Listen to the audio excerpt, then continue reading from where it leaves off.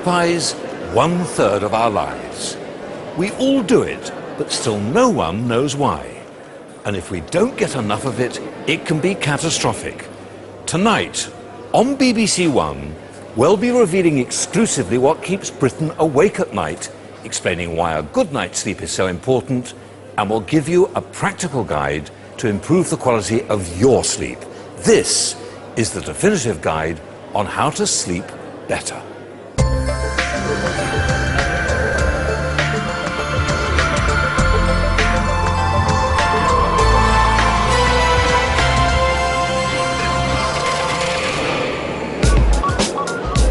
All of us have experienced a sleepless night.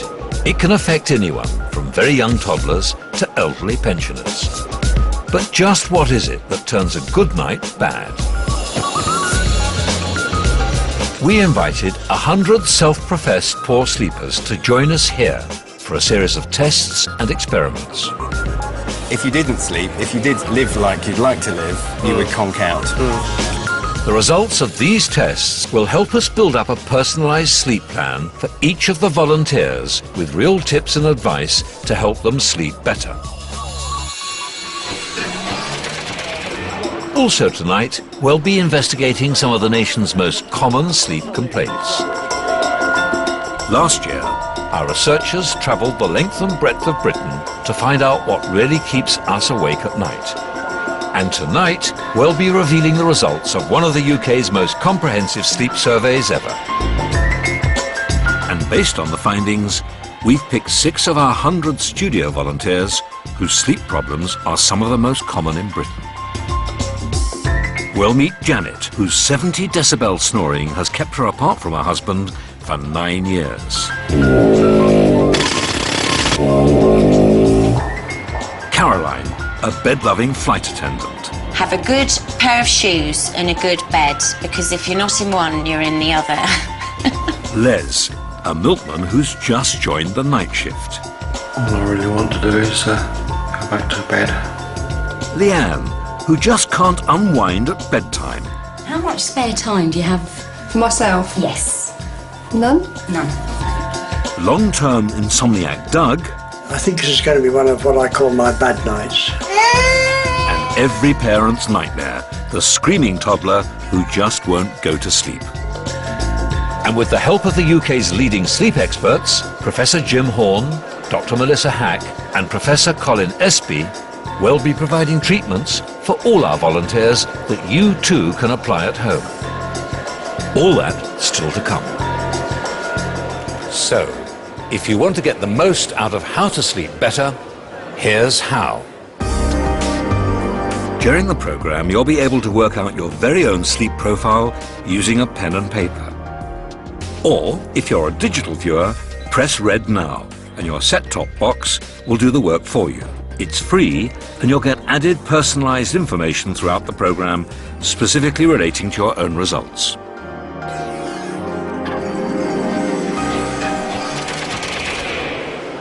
But we start over in the assessment area of the lab, where right now our volunteers are being tested for key brain functions known as the executive skills.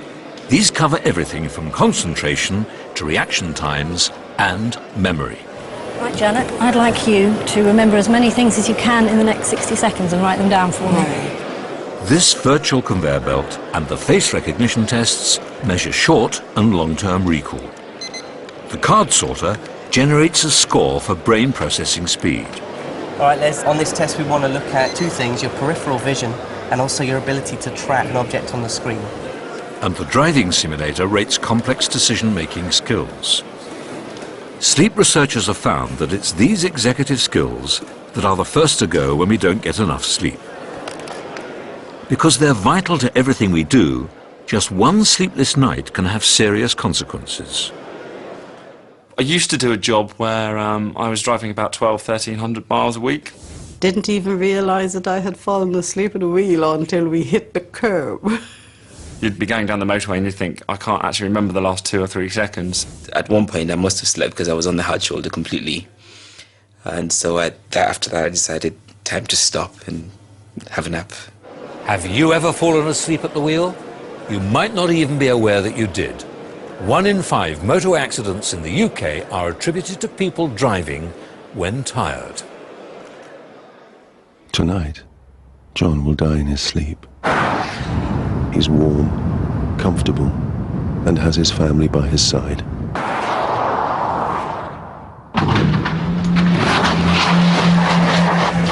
In our survey, 10% of you reported serious lapses in concentration whilst driving when tired. And although the Selby rail crash in 2001 brought driver fatigue to the headlines, around 300 people still die on the roads every year because of someone falling asleep while driving.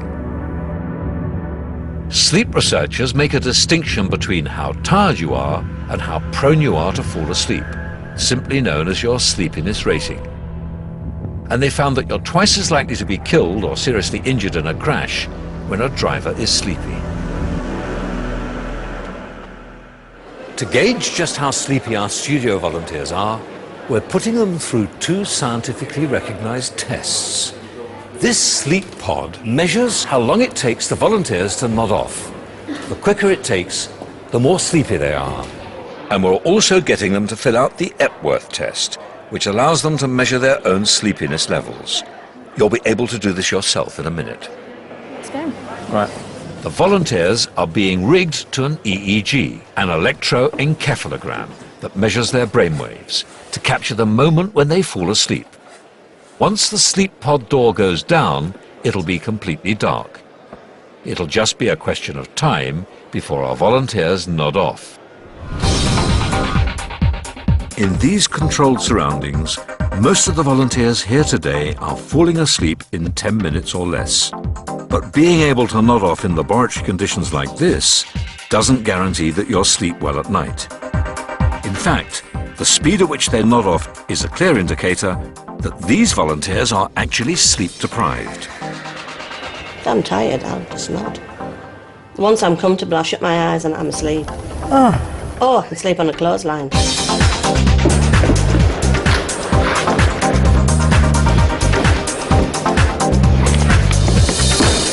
Coming up with a universal scale for sleepiness has taken researchers years. But experts rely on these measurements to assess how bad someone's sleep problems really are. Some people find it very difficult to say how sleepy they actually are. They can say, well, I feel a little bit sleepy. And there is a recognised range for normal, and most people can stay awake for 10 or 20 minutes. And there's a recognised abnormal range where people fall asleep as soon as 2, 3 or 4 minutes. Yeah, even the word sleepy can mean different things. That's one of the reasons that we use the Epworth test, because it's a measure of a behavioural sleep tendency. What are the chances that you would fall asleep under these particular conditions? Exactly. So how will you score in the Epworth test? Are you dangerously sleepy? Get ready to answer our series of questions about your sleep. If you're a digital viewer and haven't pressed red yet, now's the time to do it. And don't worry if you haven't got digital. You can work it out with a pen and paper. And in a minute, we'll tell you just what your score means to you. The questions all require you to judge the chances of you dozing off in a number of situations. For this to mean anything, you must answer as accurately as possible. Question 1. What's the chance of you dozing off in the afternoon when sitting and reading? Jot down A for never, B for unlikely, C for possibly, D for very likely.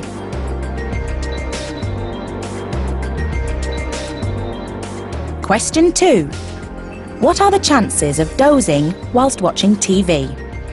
If there's no chance, jot down A. B if it's unlikely, C for possibly, D for very likely. Now the same for sitting still in a public place, like at the theatre or in a meeting. Again, jot down A, B, C or D.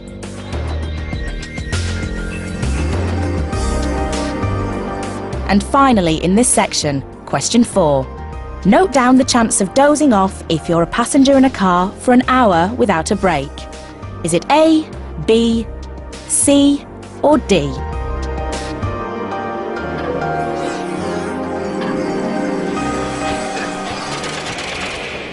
you've now done half the test. But before we go on, let's catch up on our Sleep Pod volunteers. To understand how sleep takes over our body, sleep researcher Claire Anderson is explaining to them what she's looking for on the EEG readout. We're looking at the brain activity produced by David whilst he's in the pod and the eye movements down at the bottom. And when he becomes sleepy, the eyes will roll, and then we can start looking towards brain activity channels, and we can try and work out when he actually falls asleep. What will happen is he will sort of go into sleep, probably come back out of it again, and then go back into sleep. And these are a series of microsleeps before going into a much longer sustained period of sleep. It's a myth that we fall asleep gradually. We may feel drowsy, but the onset of sleep happens in an instant. And these microsleeps can last up to 10 or 15 seconds. If you do find yourself clattering along the bumps on the edge of the motorway and can't remember the last few moments, the chances are you've actually been sleeping. I think probably the longest I've gone without sleep is about 4 nights or so. When it got to 10 days, it was just, you know, it was very depressing. Literally, on occasions, I go right through the night and just do not get to sleep at all. To see if you're sleep deprived, get ready to take the second part of the Epworth test. Question 5. If you were to lie down to rest in the afternoon, what are the chances of you dozing off? Again, note down A for never, B, unlikely, C, possibly, D, very likely. Question 6. What are the chances of dozing when sitting and talking to someone? Is it A, B, C, or D? Remember, answer as truthfully as possible. Now to question 7. Rate your chances of dozing off when sitting quietly after a lunch, but without alcohol. If it's never, note down A. Unlikely, B. Possibly, C. Very likely, D. And finally, what are the chances of dozing off if you're in a car and stop temporarily in traffic? Again, note down A, B, C, or D, according to what you think the chances are.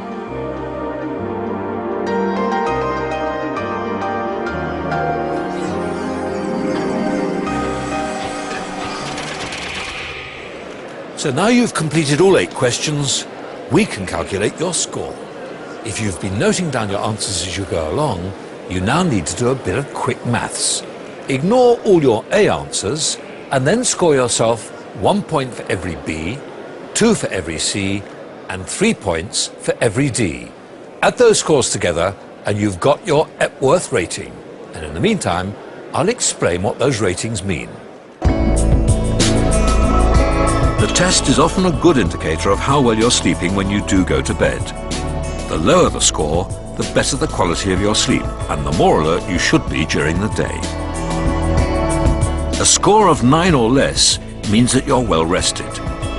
If you score between 10 and 15, you're more likely to feel tired during the day. Not enough to put you in the danger zone, but it does suggest that you aren't as rested as you could be. However, a score of 16 to 24 is cause for concern. To score that high, you must be seriously sleepy during the day, and could be a risk if driving, using machinery, or doing a job that involves the safety of others. Still to come on how to sleep better, we find out why working the night shift can mess with our natural body clock, and why this woman is wearing a bra back to front for the sake of her husband. Can't believe I'm doing this, I really can't. So how much do you think is the right amount of sleep? You hear the average being 8 hours. 8 to 10 hours? I think I would like 8 hours of sleep. 4 or 5. 7 to 8. That's a good night's sleep. Until now, there's never been a definitive figure on how much sleep we're getting as a nation.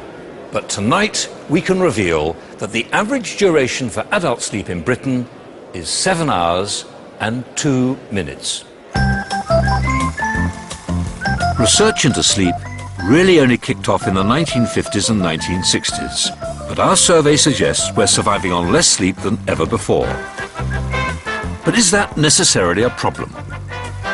Well, it's commonly thought we're all sleep deprived now, and it might be a case, but I don't think it's any worse than it ever was. Yeah. It's interesting to think about where did this idea of 8 hours come from, because all over the country people seem to have this in their heads. And certainly people with sleep disorders will often be confused as to why they seem to be having 10 hours of sleep, and yet they still feel lousy and very sleepy during the day. But we can't just say you need 7 hours sleep or 8 hours sleep. Exactly. Yeah. It's 7 hours of uninterrupted quality sleep is really what most of us require. Yeah.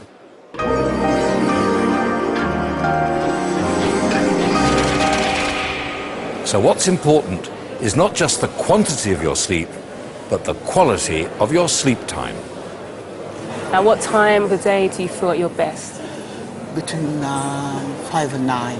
To understand how to get the best quality sleep, we need to be aware of our individual sleep cycles. You're entirely free to plan your day. At what time will you go to bed? Right now, these volunteers are working out what's known as their circadian rhythm, to find out when they're naturally at their most alert or drowsy. So in this point here, you're feeling quite tired. Does your alertness go down? Oh, I'm fast asleep at that time. Yeah, because I go to bed early. That's Okay. why. Typically, we have 2 low periods a day. One overnight, when we normally go to bed, and another early to mid-afternoon, approximately 6 hours after we get up. Like all living creatures, this cycle is regulated by an internal body clock that also influences alertness and body temperature. And either by luck or design, this tends to follow a 24-hour period. However, the human body isn't always spot on, and we take many of our cues from when the sun is in the sky. Take those cues away, and the body gets confused. But the question is, can we really buck our natural rhythm? By his own admission, Les Johnson is struggling on some of the tests, especially the memory recall. And he puts it down to a recent career move that means he's now working through the night. Les has spent a life on the road, first as a driving instructor and then 12 years as an international coach driver. He recently traded in his long-distance lifestyle for a milk round in Cornwall. But he never anticipated how these early morning shifts would affect his life. Oh, this is the hardest part of the round, really. At 2:30 in the morning, you've got about a half an hour's drive to Botman.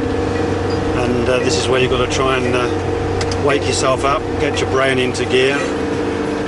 2 o'clock in the morning is a tough call on those executive skills needed for driving and remembering the round. But the new job is also hard on the body. They say on average a milkman runs 10 to 12 miles a night. Whew. The brain working, yes, I do find that a bit hard. Let's see what they want here. One skimmed and one semi-skimmed. I thought it was pencil behind the ear, putting the milk on the doorstep. I didn't realise all the computers and stuff. Next stop, the industrial estate, where Les gets to chat with other workers also on the night shift. Of the 5 million shift workers in Britain, approximately 1 million work through the night, and like Les, they're all going directly against their own biological body clocks that keep them ticking throughout the day. Morning, all right? Yeah. I'll tell you what, I've just started doing a milk round. Yeah. Oh, it's hard getting up at 2 o'clock in the morning. Got any good tips for doing it? Yeah, have a good sleep in the afternoon. It gets better, does it? It does, yeah. Sure, it's better if you stay on nights continuously. Yeah. Rather than keep changing shifts. All right. Yeah, you've been doing it a while, have you? Yeah, 8 years. Oh, well, that's a long time. Yeah. These midnight workers know from experience the 2 rules of surviving the night shift. Make sure you catch up on lost sleep during the day and stick to one shift pattern so that your body has time to adapt. But there's more to this than just changing old habits. Experts argue you need to take into account your internal chemistry too. Our body clocks are controlled by a simple chemical reaction. During the night, the brain produces a substance called melatonin, which makes us naturally drowsy. When you're going round and round, it's dark. I mean, Bodmin can be really dark. And then about 5:30, you suddenly see the sun coming up from the east. And that is really nice. Come morning, it's the bright light of daybreak that triggers the brain to stop producing the melatonin. And this acts like a pendulum to help resynchronize our body clock across the day and the seasons. That's when I will stop, take 5 minutes and just watch it. I think this is, you know, I'm privileged to be seeing this. Most people are asleep. Also, it means you've got another four hours of milk round to do, so you're only halfway around.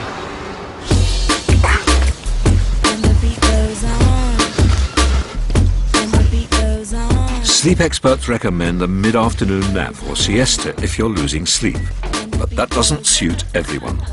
All right then. Right. Yeah. How's it been? Are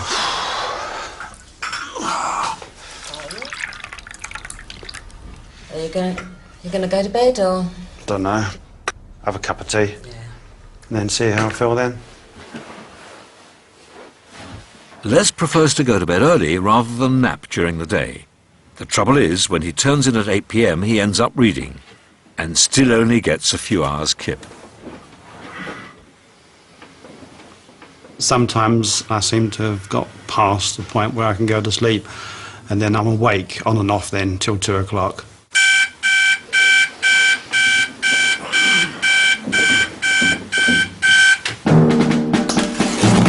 To help Les adjust his body clock, we've given him 3 light boxes to trick his body into thinking it's dawn when it's really the middle of the night. Unlike ordinary bulbs, these devices are designed to replicate daylight on a bright spring morning.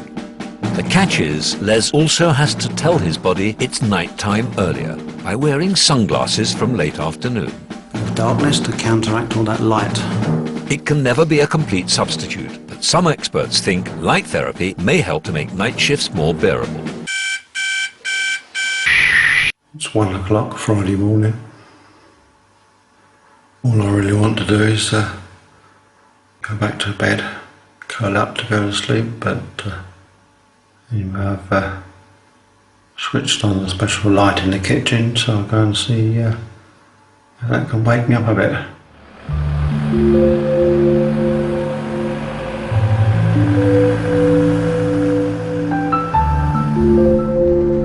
When I got up at 1 o'clock to make the tea and a piece of toast, I put the light box on. And then I went out and I found it really did work. It got my brain into gear and I felt quite awake.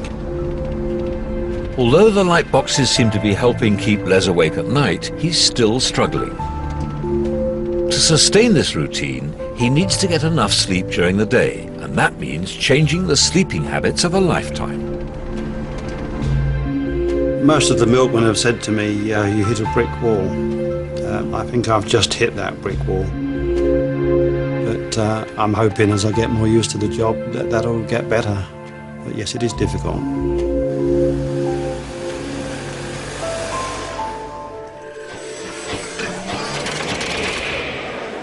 One of Les's big problems is that he finds it impossible to go to bed early. And yet, some of us insist on having an early night and hate to lie in. So do you like to burn the midnight oil, or are you an early bird?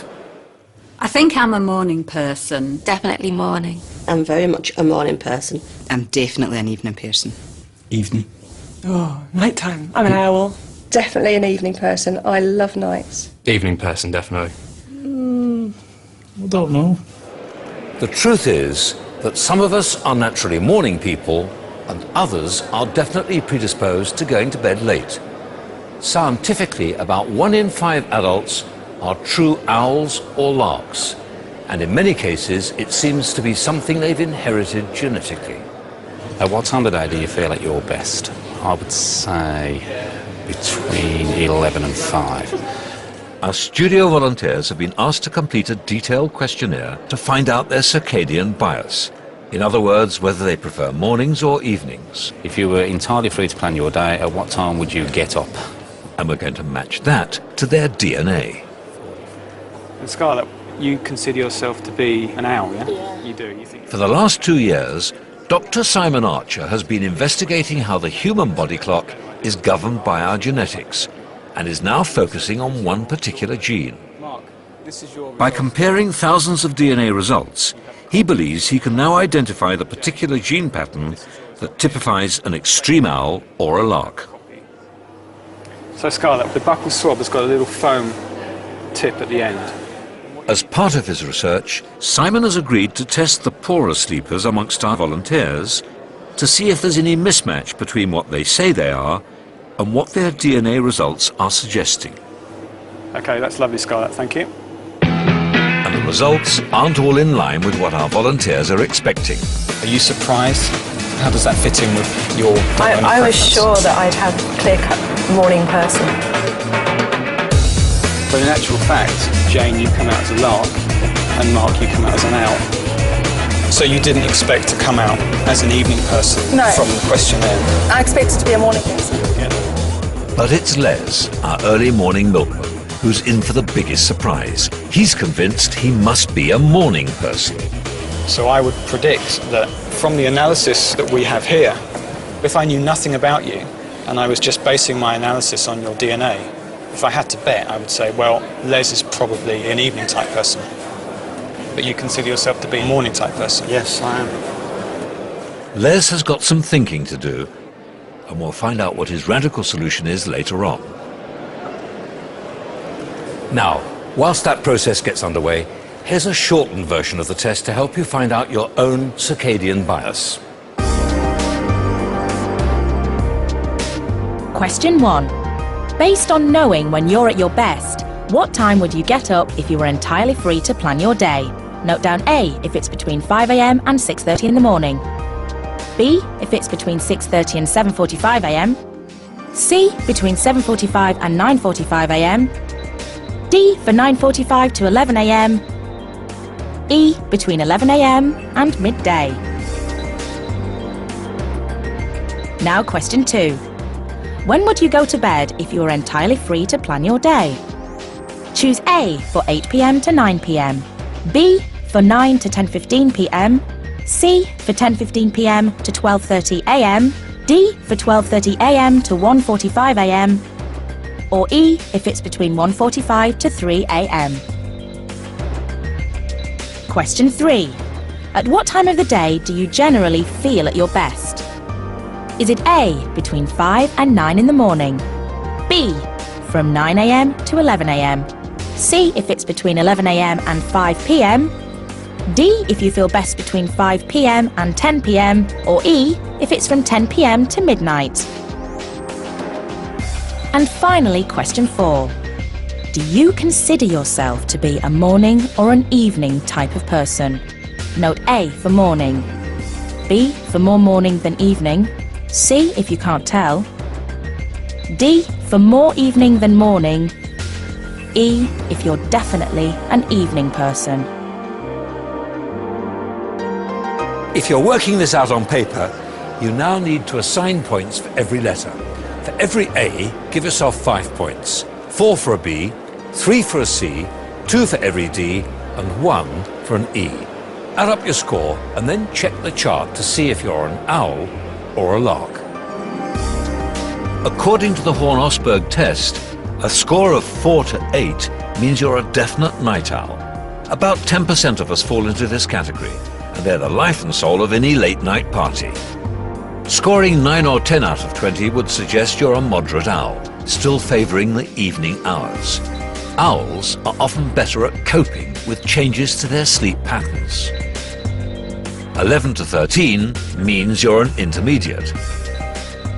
At the other end of the scale, anyone scoring 14 or above would tend to prefer the mornings. Larks are alert much quicker in the day than owls, but they can struggle if their normal bedtime routine is disturbed. And if you scored 16 or more, you're an extreme lark, one who can't stand to lie in whatever the occasion.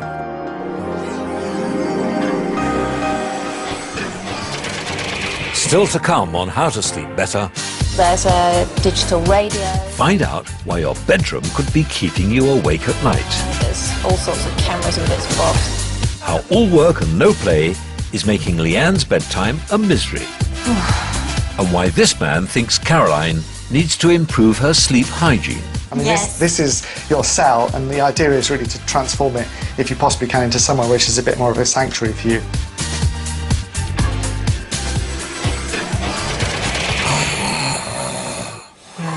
But first, are you guilty of this?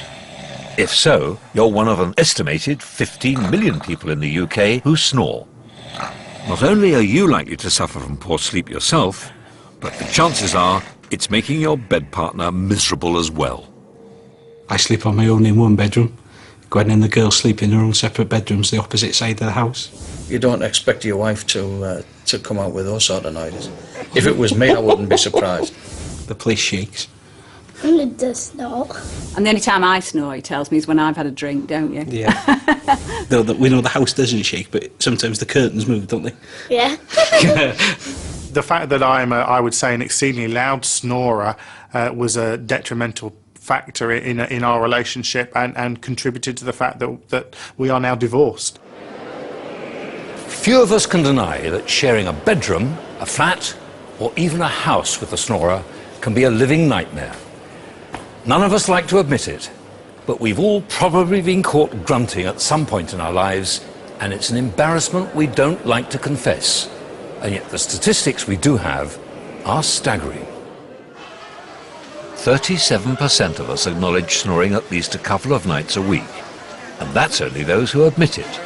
It certainly gets more prevalent with age, but believe it or not, one of the biggest giveaways is our size and body shape. We've asked our volunteers to undergo a body scan that builds up a 3D model of each volunteer and records their weight and height. This gives an idea of whether someone's overweight, but what we're really after is specific data about their neck and collar size in relation to the rest of their body.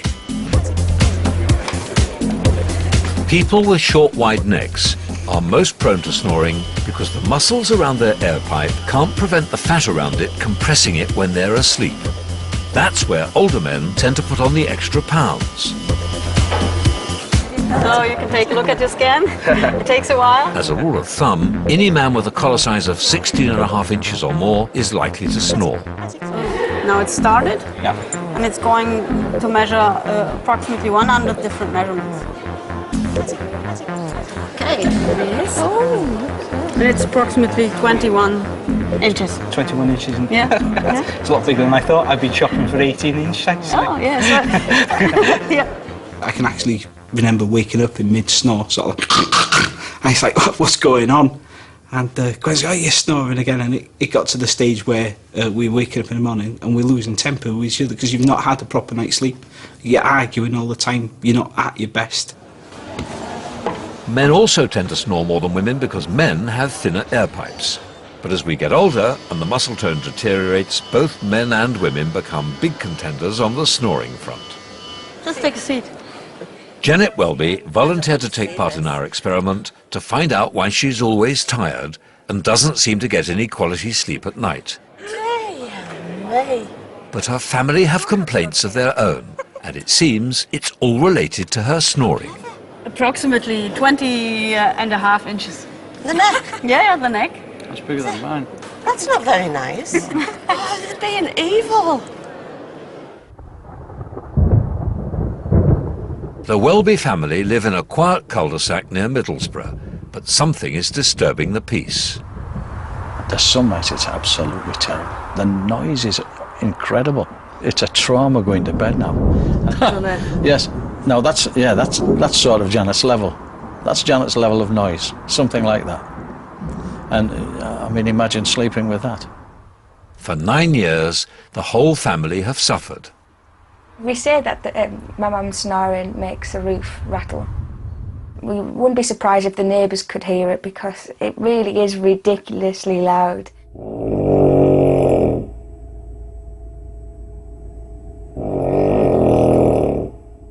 It's the sort of thing a woman wouldn't admit. It's like women don't sweat, women don't snore. It's not sort of something like a sexually transmitted disease that you can't talk about. I snore. It's incredible, the noise sometimes. And it doesn't go on all night, and that's one of the horrible things, because she'll have maybe half an hour where there's nothing going on. But I'm laid there thinking, when's she going to start again? And I can't go to sleep because I know she's going to start. He's marvellous. He's very, very understanding. When you're kids, you get married, and all you want to do is sleep together. And we haven't been able to for a lot of years now. John, I think you've done enough. The noise disturbs Dave's sleep to such an extent that Janet has taken to sleeping on the sofa. Don't switch it off.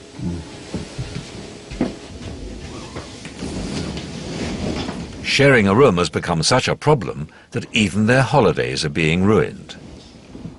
When we were in Sicily last year, we sort of did it in shifts, and Janet would go to sleep and snore, and I would lay awake, and then I would wake her up, and she would sit up and allow me to have a few hours sleep. I've tried the nose clips, the clips that go up the nose. I've tried nasal sprays. I've tried everything. Jan's been referred to the Royal Brompton Hospital, where she hopes she'll find a solution to her problem. And have you ever woken up with a choking sensation, Janet? I've woken myself up snoring. Right. The noise okay. has woken me up. Mm-hmm. The snoring is actually due to the airway in the back of the throat flopping around, and as it flops around it generates turbulent airflow, and so you get a sound. Sometimes it actually flops shut, so people stop breathing. But if it does flop shut, the body's way of dealing with it is to wake you up to a lighter level of sleep. And that means that the airway then opens up and everything is okay. Because it is dealing with it in that way, people with this condition end up with having quite poor quality sleep. Yes. And what we need to do is to actually monitor you overnight. Right. Jan's oxygen levels are being recorded to see if she's also temporarily stopping breathing while she snores. This condition, known as sleep apnea, affects 4% of men and 2% of women in the UK and has serious health risks. Fortunately, in most cases, it can be treated.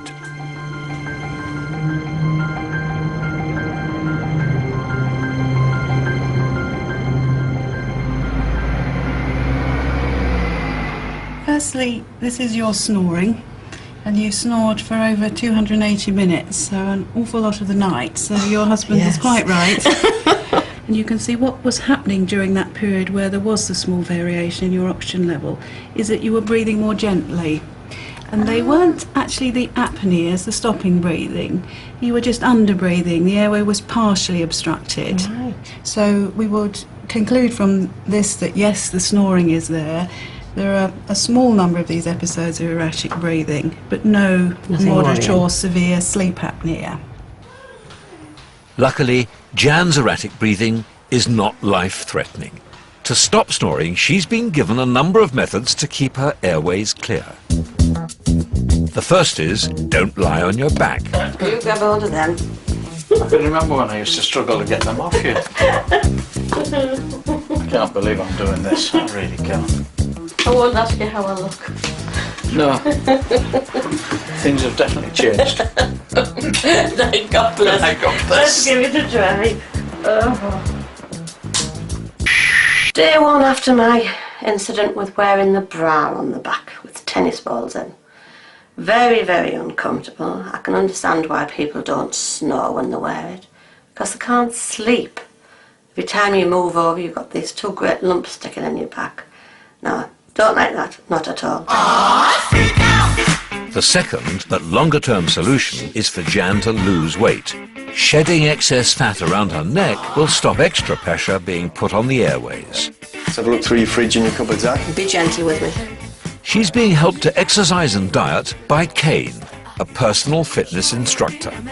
Seems to have an awful lot of margarines and spreads. I buy gold, it's low fat. Okay, but Low fat for my husband. you buy 6 at a time. Jan has lost weight in the past, but like many of us has struggled to keep it off. Ah, that was a mistake. I Well, it normally was a get the mistake light one. twice. No, I normally get the light one. Okay. Loads of oil. Olive oil. Okay, that's not olive oil. And that's not olive That's oil. for frying. Okay. And looks like about 15 cans of lager. Oh, I don't drink lager. That's for the people. You seem to be storing stuff for the neighbours here. What else you can... Kane's adamant she can't be half-hearted. And this time, Janet knows the whole family will benefit. A lot of people yo-yo diets up and down and up and down, and what happens is they get satisfied with the weight they've lost, which is fine because you know your ideal target. It's not necessarily what the government will tell you, it's what you feel comfortable with. And when you feel comfortable, people tend to slip back into their old ways. So my job is to re-educate you, if you like, and give you checklists and say, right, this isn't for 3 weeks, it's not for 3 months, it's for a lifetime. Oh, I don't care how much perseverance it takes. I will persevere. I will try and try and try in the hope that it will work for me. As well as the new health regime, Jan's keen to find a more immediate solution, like this snore pillow. Didn't stop me from snoring, unfortunately. It may for some people who aren't quite as severe as I am, but I'm afraid it only lasted about an hour, and then it had to go out. There's just one more option. Today, Janet will be fitted with a mandibular advancement device, a type of gum shield that you wear in bed. It fits on your top teeth, and the idea is it brings your lower jaw forward, and by bringing your lower jaw forward, it opens up the airway at the back. So that'll mean that you can hopefully sleep better and reduce any snoring. Okay, if you just open as wide as you can, let's fit this over your top teeth here, and then if you can bite together, that's bringing your lower jaw forward. Let's have a look, see if we can get a lip sealer. Close your lips together. Very apprehensive, but I'll give it my best go. Right, good night all.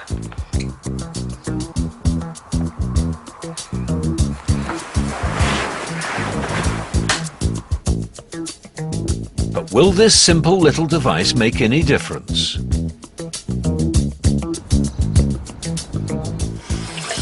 I put the guard in and it felt very strange, and I thought, oh, I'm not going to be able to sleep here. So I put the light out to settle down. Next thing I remember, my husband woke me up this morning. And that's the first time, and I can't remember how long we spent the night together. Just actually slept in bed together. It was lovely. I feel absolutely wonderful, on top of the world, smashing.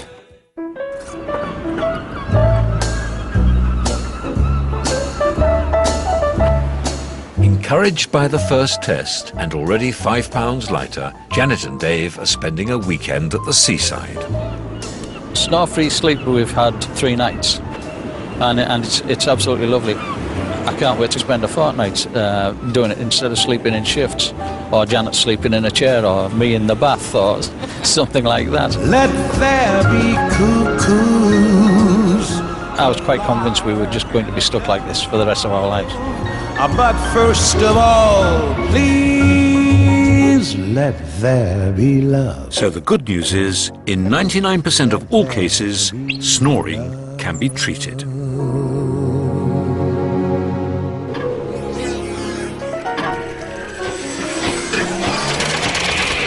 For more details on how to cure snoring, go to our website at bbc.co.uk/sleep. So far, we've seen how each individual's body clock is regulated by light, and how our preference for the morning or evening may be linked to our DNA. But it's not just biological factors that can keep us up at night, or indeed wake us from a deep sleep. Where we sleep can make all the difference. In this zone, each of our volunteers has been asked to build up a picture of their own bedroom using our virtual model. Something like this, perhaps? Wow. Does that look like your bedroom? It does. I think the cleaner's been in. The science of making a sleep-friendly bedroom generally comes under the heading of sleep hygiene or sleep maintenance. But it's a lot less to do with cleanliness and much more to do with, well, common sense. Here are some of our experts' top do's and don'ts for a sleep-friendly bedroom. Roughly what colours are the walls? Firstly, don't use garish colours. Terracotta, orangey colour. Terracotta? Deep terracotta, yeah. Okay, so you've got gold cabinets against a red background? Absolutely, yeah. Gosh, I hope you keep your eyes Lush. closed. Well, Victor's bedroom seems rather stimulating to me. We want to encourage people, I think, to have relaxing bedrooms. And the fact of the matter is that relaxing means softer colours and getting the tones just right. Do you have any electrical equipment in the room? I have a TV and video just by the side of the dressing table. A bit like that? That's right, yeah. Okay. Ban the television. Television tends to actually get people up and excited if there's thriller films on. So this is not a good thing to have in the bedroom. We've got a DVD player, CD player, TV, a hi-fi, a clock radio. mobile phones. I've got a computer. Do you have any other electrical equipment in the room? Yes, I've got a TV, a DVD player and a games console. You've gone over the top here, haven't you? This is more like a living room than a bedroom. Games playing and videos and all that sort of thing is certainly going to keep you awake. Goodness knows how she gets to sleep. And also mobile phones are a problem, not so much perhaps with adults, with children now, taking their mobile phones and texting their friends under the bedclothes and keeping the phone under the pillow, waiting for it to go buzz. And a lot of children actually are getting sleep deprived simply by spending many hours in bed actually texting their friends. But one of the worst things you can do with your bedroom is fill it with clutter. It's a double bed, bookshelf, chest of drawers, a PC, quite a large, deeper shelves, Excellent. 2 decks of a stereo, double wardrobe. Okay, we're now going to shift the camera back to where the door is. There's just one more piece of furniture now.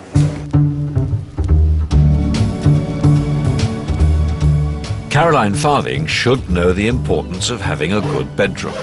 She's a transatlantic flight attendant and spends more time in hotels than she does at home.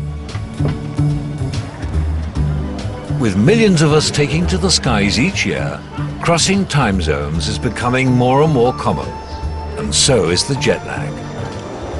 Ladies and gentlemen, this now concludes our dinner service. We'll be turning the lights down for a few hours. Like night shift work, the sudden change in light cues confuses our internal body clock, and it can take several days to recover. But Caroline knows all the tricks to minimize this. Drinking sufficient water, exercising regularly, and adjusting to the new time zone as quickly as possible. It's when she's back home that it all goes wrong. Caroline finds it impossible to get a good night's sleep in her own bed, whether she's working or not. We asked Neil Worrell to take a look. He's a hotel architect responsible for designing over 5,000 bedrooms, and he thinks there's more to Caroline's sleeping problems than beating jet lag.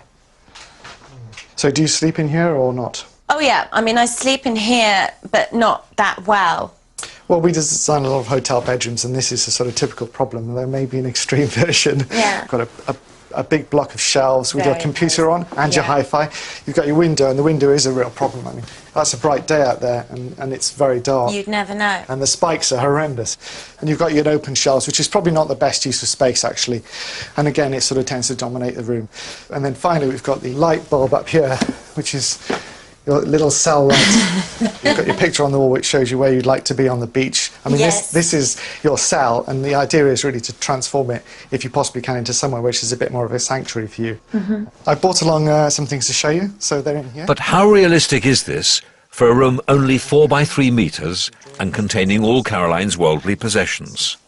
Well, first of all, the most important thing is the bed, to have a superior bed, to have a great mattress, pocket sprung, great quilt, linen, pillows that suit you.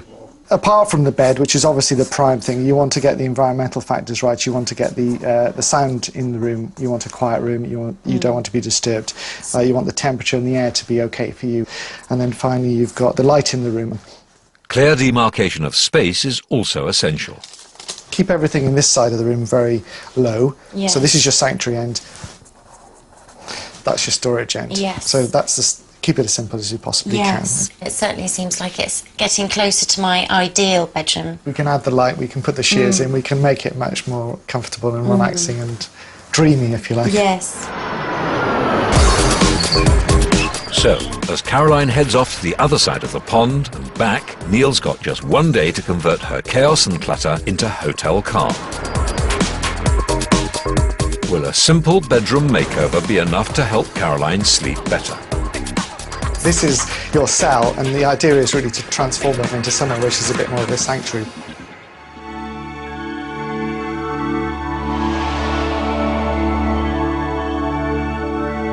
My own space wasn't a nice space. And I would love going to hotel rooms, but to actually come home and feel like I've got that same quality space is really, really important, and I'm definitely getting better sleep now. It's just created a whole mood. I've got my own little universe back, and that's got to be a good thing. You know, it's a real sense of serenity.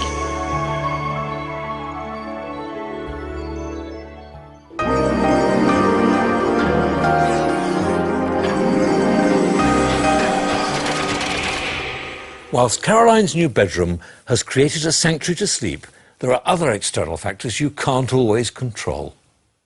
Everyone says, oh, the birth of your child, it's 6 weeks, and then he'll sleep through the night. Well, for us, it was 5 years. It was about midnight before we'd got to bed. The babies had gone to bed at 7.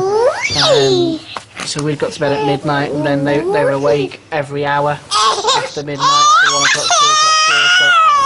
People we know have got children, they sleep through the night, that are younger than Aaron, and it just feels like you're all alone and no one understands and the whole world's against you.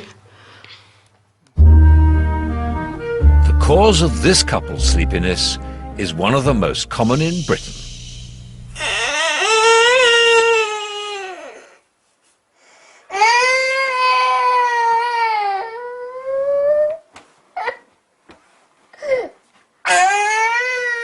We've been having a bad night's sleep for 2 years, since the little one was born. Have a drink. Having a child that doesn't sleep is like a form of torture. We long for sleep, but it never happens. Every evening, Dan and Nadine Montgomery do everything they can to wear out their 2-year-old son, Aaron, in the vain hope it will help him sleep soundly. It takes up to 3 hours from start to finish before Aaron nods off. And in only a few hours, he's awake again. To assess the severity of the problem, we've given Dan and Nadine a questionnaire with a sleep diary to fill in. How many times each night does your child wake? Ooh, it's got to be between 2 and 3. Yeah. How long has this problem been going on? And what started it? Oh, I don't know what else started it. He just... From the beginning, even the midwives gave him back. We gave the Montgomery sleep questionnaire and diary to our child sleep expert. Mandy Gurney is a registered general nurse, midwife and health visitor. Her sleep clinic, Mill Pond, has an amazing 97% success rate. One of the first things we need to look at is the bedtime routine.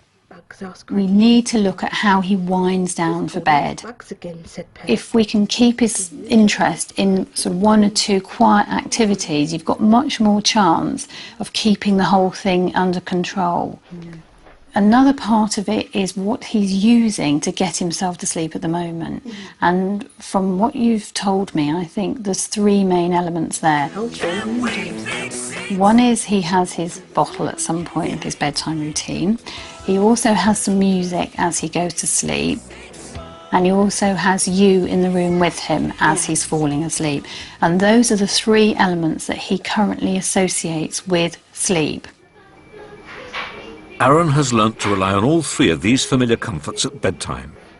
Weaning him off the bottle and music shouldn't be too difficult, but getting Mum and Dad out of the room is going to take a few sleepless nights. Mandy's solution is a method called gradual retreat. You've got your chair there, and then the whole point of the retreat system is that you move a little bit further to here, and then to here, and then you're going to be here in the doorway. So you spend 3 nights in each position before you move to the next spot again. Now, by the end of the week, Dan and Nadine should be out on the landing and be able to leave Aaron alone without any of the normal tantrums. The Montgomerys begin their new sleep plan. And to monitor their progress, we ask them both to wear ActiWatches that record when they're awake and asleep. This will provide useful information later on. But there's more at stake than just for the parents to get their lives back to normal again. Sleep loss in children can be responsible for a range of problems from naughtiness and poor concentration to being more prone to accidents whilst playing. It's crucial that the Montgomerys break Aaron's bad habits and get him sleeping through the night. Mr. Sandman, bring me a dream. Can't get any worse. 7 times waking up throughout the night. Like roses and clover. Then tell him that his lonesome night. It was just literally 10 minutes ago falling asleep. Easier than last night. Don't have nobody to call my own. Please turn on your Landy did say this, the fourth night would be the hardest, so we're not keeping our fingers crossed that it's going to be an easy one again.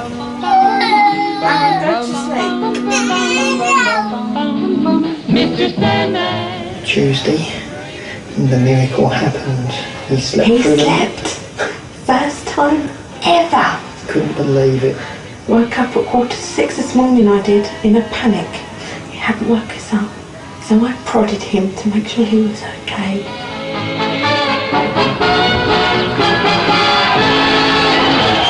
How have you found it? Difficult at first, but we are getting used to it now. Yeah, the first 2 nights were a little bit rough. No, onto your bed. Right, how far through the gradual retreat have you got? We're actually by the door. We're actually right by the door now, so... Yeah, we've got rid of the chair and we're just sitting on cushions. So, I mean, I think now the important thing is to keep moving with your cushion and now come out onto the landing, and then eventually the cushion will come all the way down the bottom of the stairs so that you'll be able to put him into bed. Yeah. Because when was the last time that you actually went out as a couple? It's for our anniversary, yeah. And made it to 9:30 after that. We was just too tired, so we just come home. So the goal is to stay out later than 10 o'clock, isn't it? With Aaron sleeping through the night, the next step is to see if he can keep his good routine while Granny's babysitting. Can Dan and Nadine finally have a night out together when they don't have to worry about Aaron? For that, and the result of their ActiWatches, you'll have to wait till later.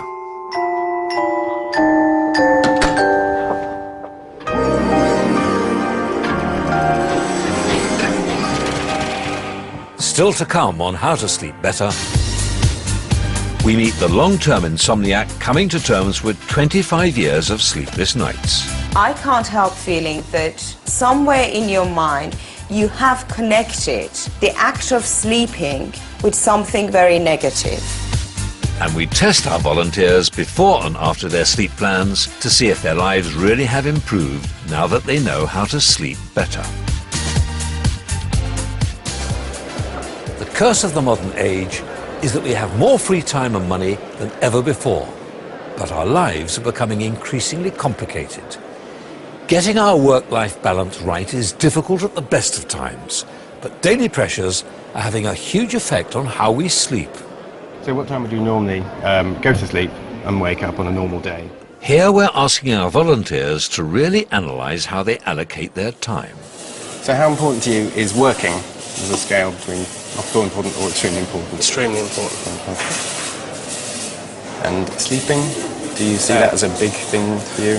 No, I don't see it. I wish I didn't have to do it, to be honest. Slide it down, all the way down the bottom there. Yep, that's it. I just want to squeeze every last second out of my waking time, and it's a waste of time sleeping. The idea of sleeping is kind of boring. It's just nothing. You just go to sleep just to charge your battery, and that's it, you know. So it's a useful function because we all need to do it, but I don't like doing it. Most people spend about a third of their lives asleep. What's really interesting is that you hardly like to spend any time asleep. If you didn't sleep, if you did live like you'd like to live, you would conk out. And to be able to optimise the actual sleep that you get, the quality of it, you might need to improve your attitude towards it. So now, for the last part of our interactive test, you can discover how your lifestyle is affecting your sleep patterns. Again, grab a pen and paper, or if you're a digital viewer, grab your remote, to find out how your work-life balance could be influencing your sleep.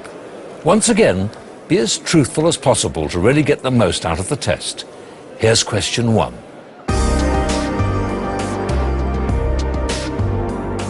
How often do you lie in bed worrying about work or other problems?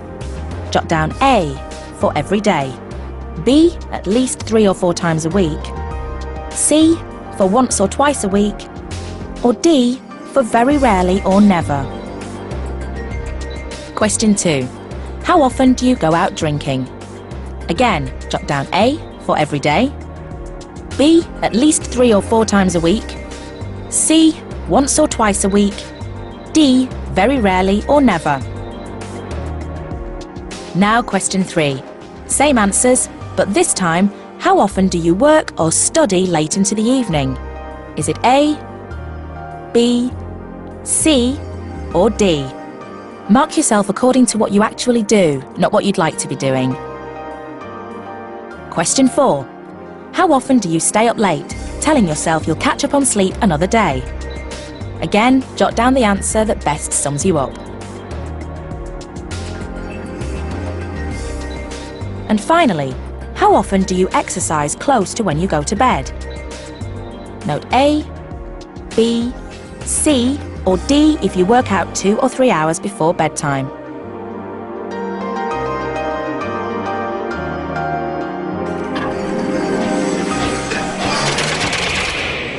If you're using a pen and paper, here's how to calculate your score from this section.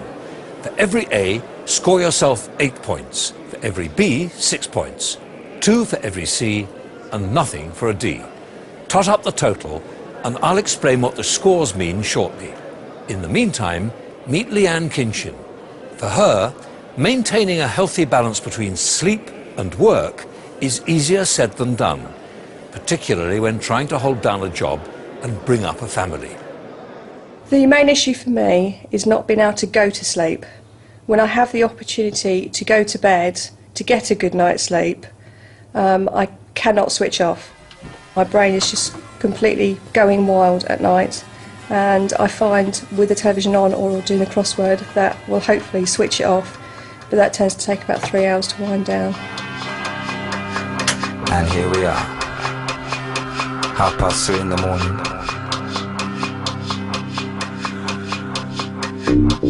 I can't get no sleep.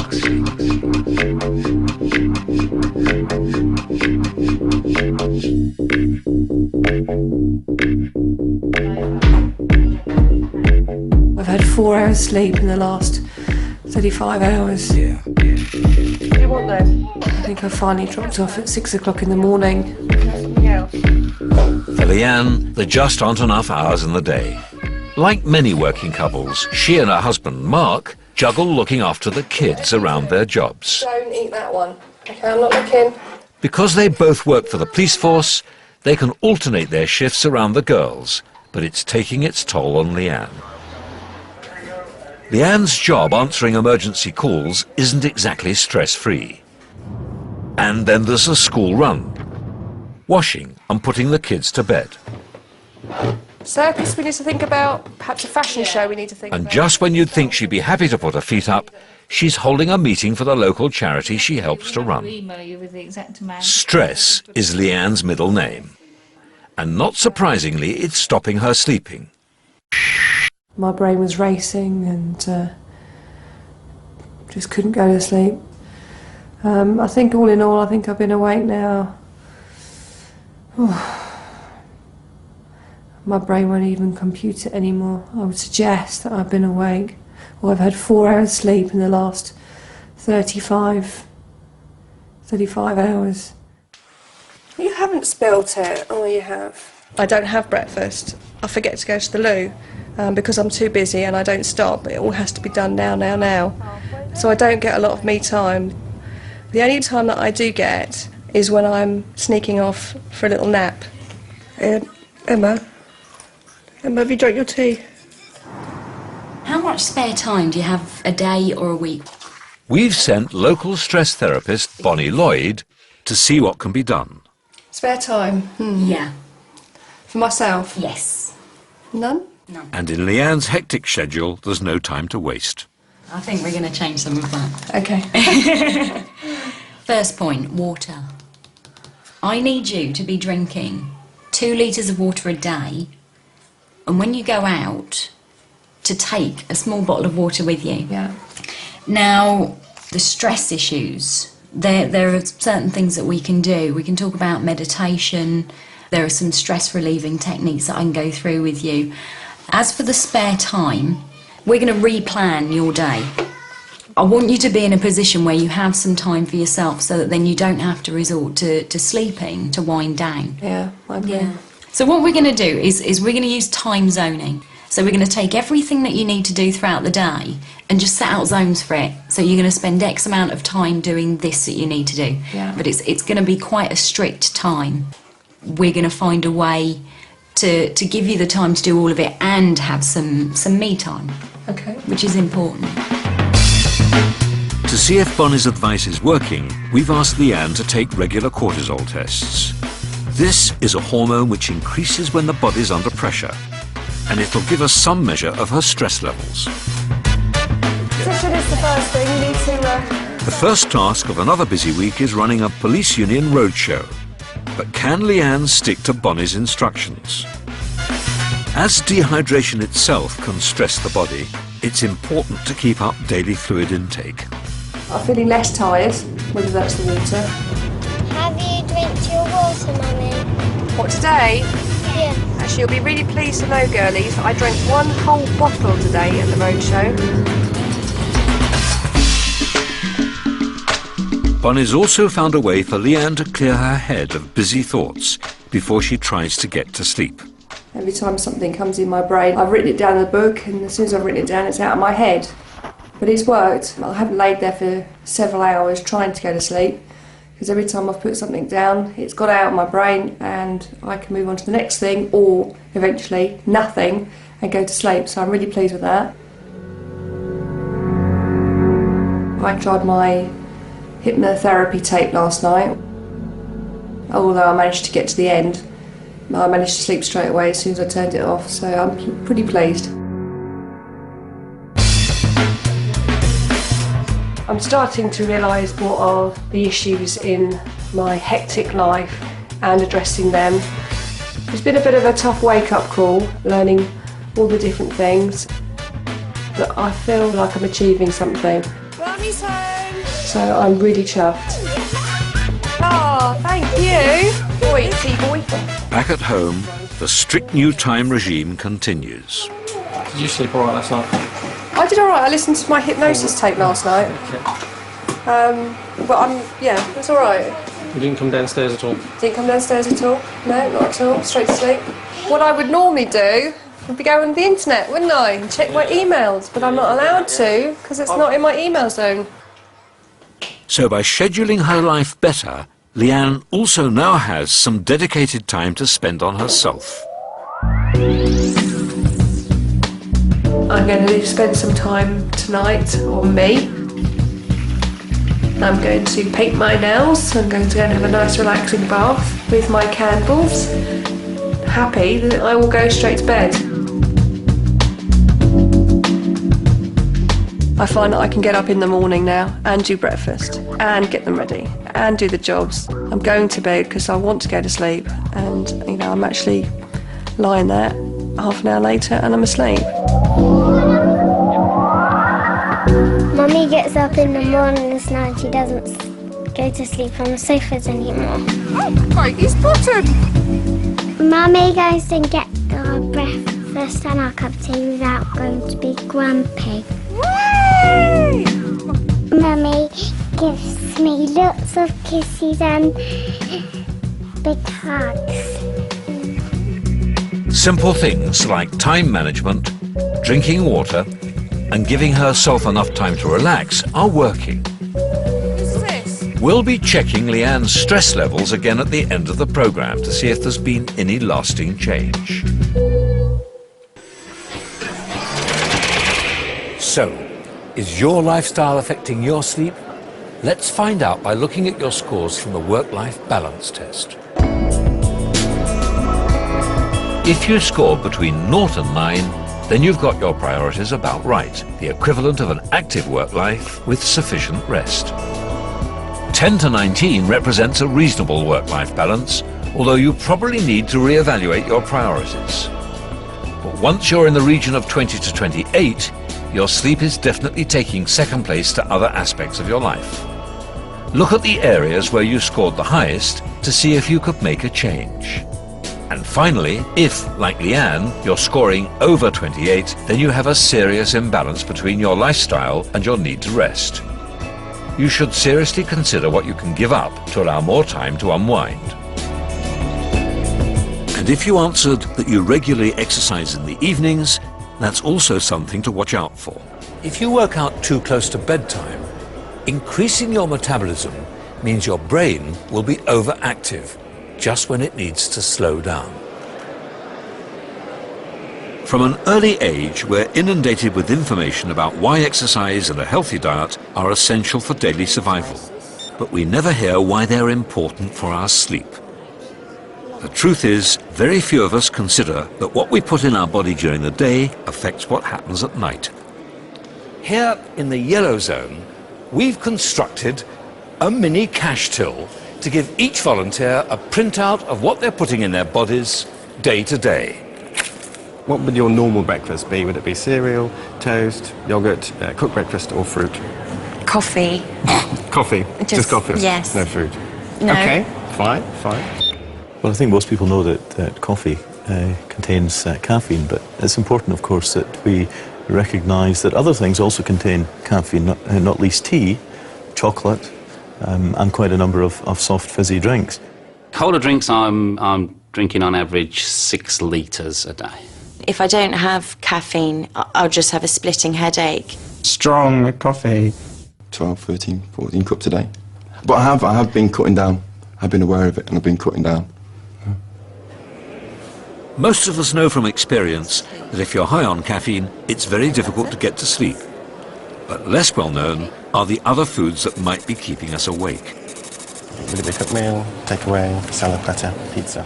Foods containing the amino acid tyramine are thought to be particular culprits. It's found in foods that are aged, like salamis and cheeses. And even some of our most staple foods could potentially be detrimental to our sleep. Potatoes and sausages all contain different levels of tyramine. There's a more detailed list on our website.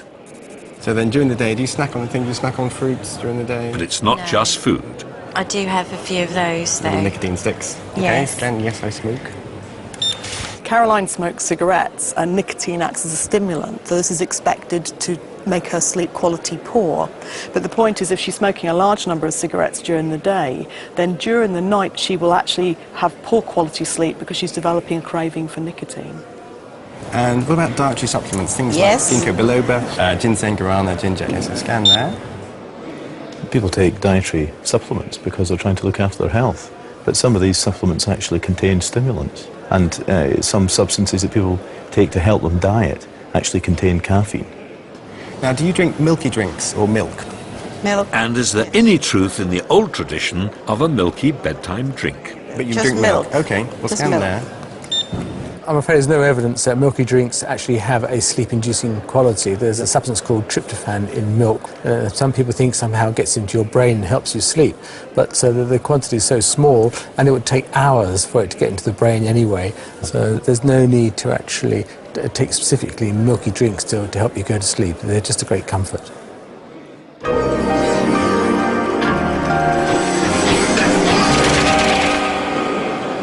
By now, you already have a few tips to improve your own night's sleep. But how do our sleeping habits change as we get older? As a parent, I remember when my children were toddlers, the hardest thing was getting them to sleep. When they started at primary school, the issue became trying to stop them getting up too early, especially at the weekends. And then, in their teenage years, it was a question of whether they'd ever get up. Then as we head for retirement, it all starts to shift again.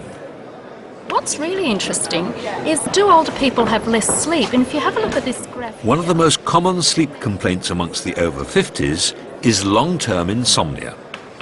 I go to a club of called Over 60 Club, and most of the women there all say the same, they can't sleep. I do get that. Over 500,000 people in the UK suffer from chronic insomnia, and there's usually no obvious reason for it. How many hours do you think you sleep in a night? Not many. Not many? What do you think? How many? Probably 4.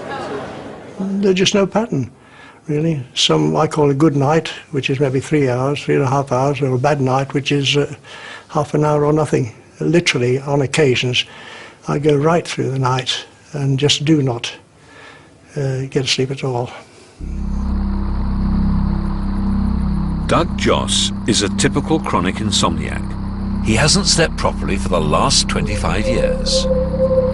And he's become obsessed with not sleeping enough. I know when I lie down, I'm going to have what I call a bad night. I know I'm wide awake. I know nothing's going to send me off. And so I'll physically get up and try and do something. I think this is going to be one of what I call my bad nights. I just don't seem to get off at all. 1:15. I've been awake about an hour, and now I don't know how I'm going. I feel very, very weary.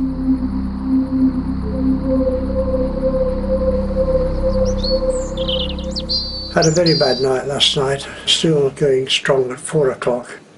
Got up, wandered downstairs, looked at a crossword, but was too daft to do that even.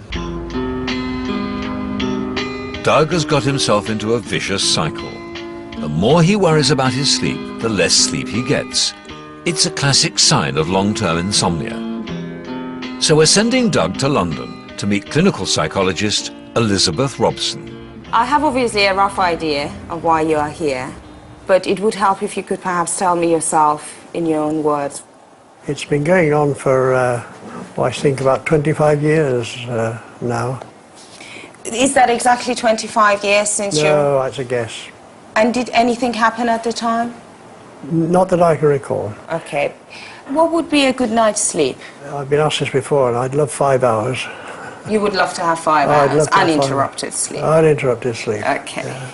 Maybe genuinely that is as much sleep as you need. Mm-hmm. It's obviously not fantastic, we know that much, but it's also not this huge problem. Okay, let's assume that is just the way your lifestyle has changed, Yeah. the way your need for sleep has changed. Mm-hmm. Could you possibly... The first step is to encourage Doug to stop his obsession about his lack of sleep.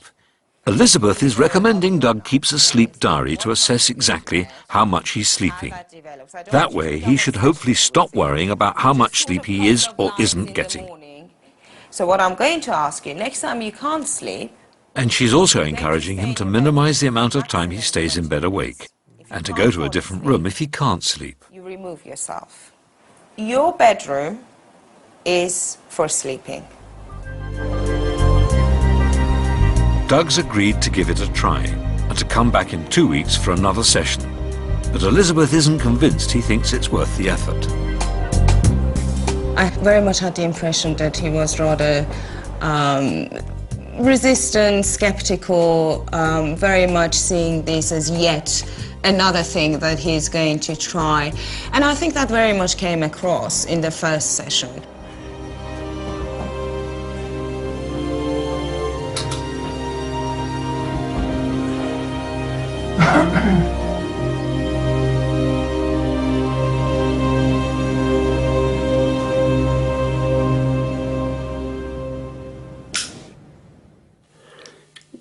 I didn't get off, I suppose, until maybe midnight.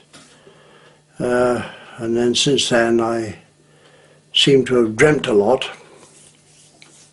Now here I'm at 20 to 4 and anxious to get back into bed and see if I can get any sleep again.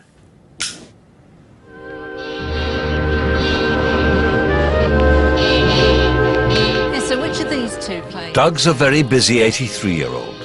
His friend Brenda has been helping him write his memoirs of life in the RAF. And today he's showing her the old Lancaster bombers he used to crew.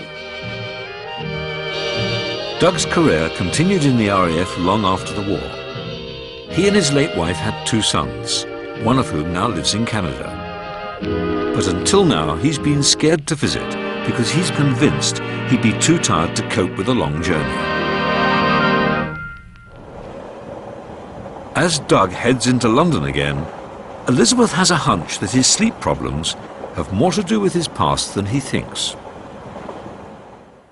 I can't help feeling that somewhere in your mind, whether consciously or subconsciously, you have connected the act of sleeping with something very negative. I don't know whether you can relate to this at all. I find it difficult to You find it accept difficult, that, yes. I do. You were in the war, weren't you? Yes. Were there times when you had to stay awake? I was sitting in the back end of a Lancaster aircraft. If you didn't stay awake, What would have happened? you'd been shot. Have you ever had a similar experience like that time when you were literally torn out of your sleep with the bad news? My wife died just over 3 years ago. What time of day was it? In the night. She was already in hospital and she had the cardiac arrest, I think, about 11 p.m. And where were you at the time? In bed, asleep, at home.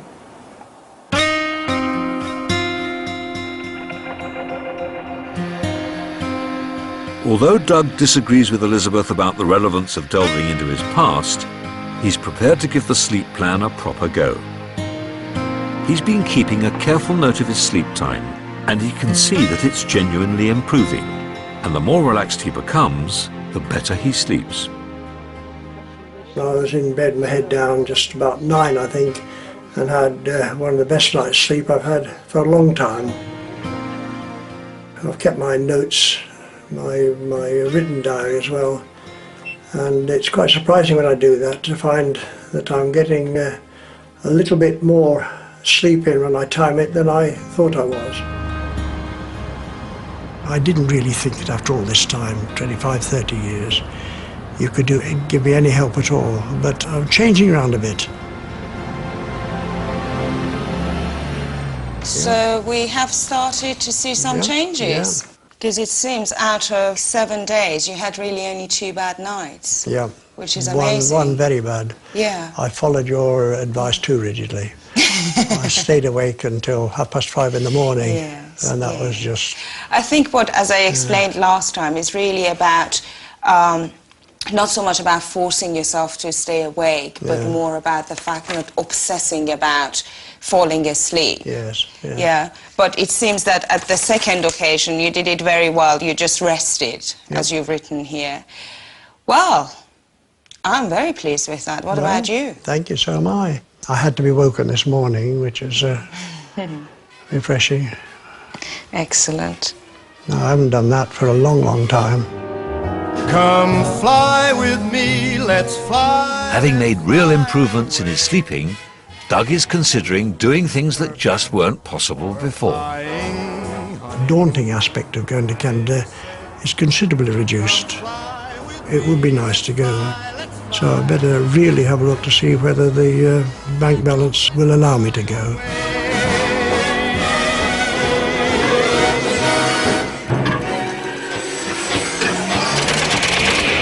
So now we know the main contributing factors that could keep us awake at night.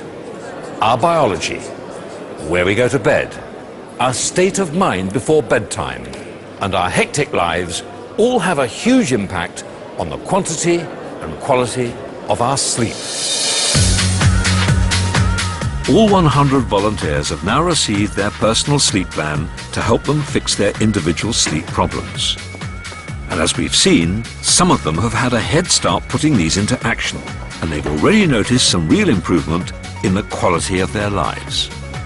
But is this all just in the mind, partly induced by being on television? Or have the volunteers actually undergone some genuine transformation? This final phase of the experiment is designed to test just that. Okay, ladies and gentlemen, for the final part of your sleep plan, what we need you to do is to repeat the test that you did 2 weeks ago.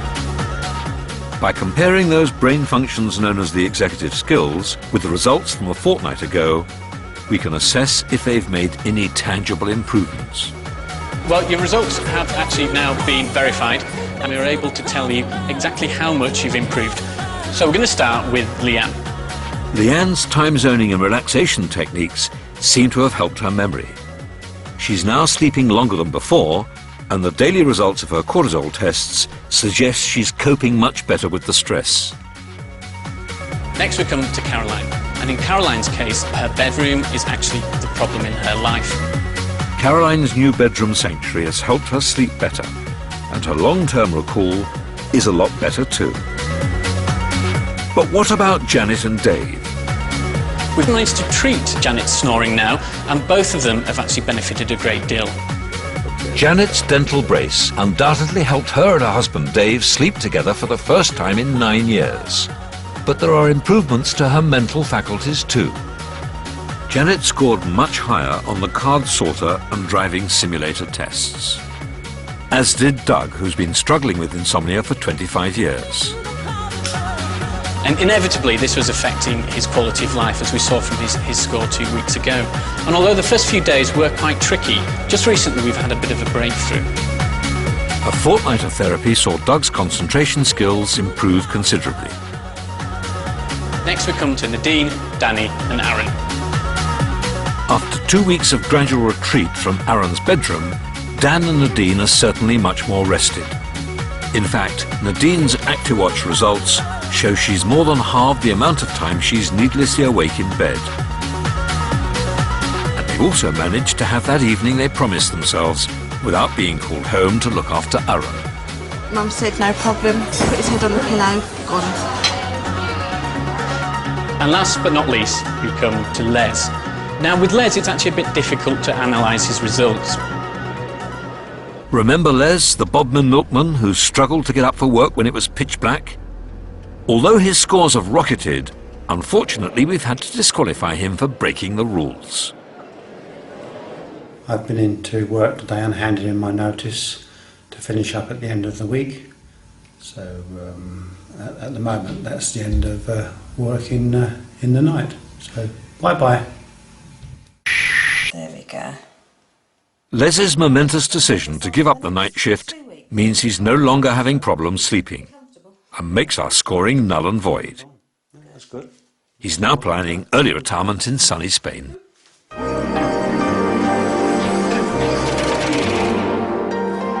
When we set out on this programme, we hoped that by bringing the science of sleep alive, we'd be able to help you and our volunteers to a better night's sleep. Remarkably, all our volunteers have benefited in some way. And hopefully by following some of the advice we've covered tonight, you know a little bit more about how to sleep better too. I was very, very pleased with the results. I didn't think they'd go as well as they did, but I've definitely seen a big improvement, big improvement. Oh, it's been heavenly. It's been really smashing to go to bed at night, go to sleep and wake up in the same bed with the same person on a morning. Absolutely tremendous.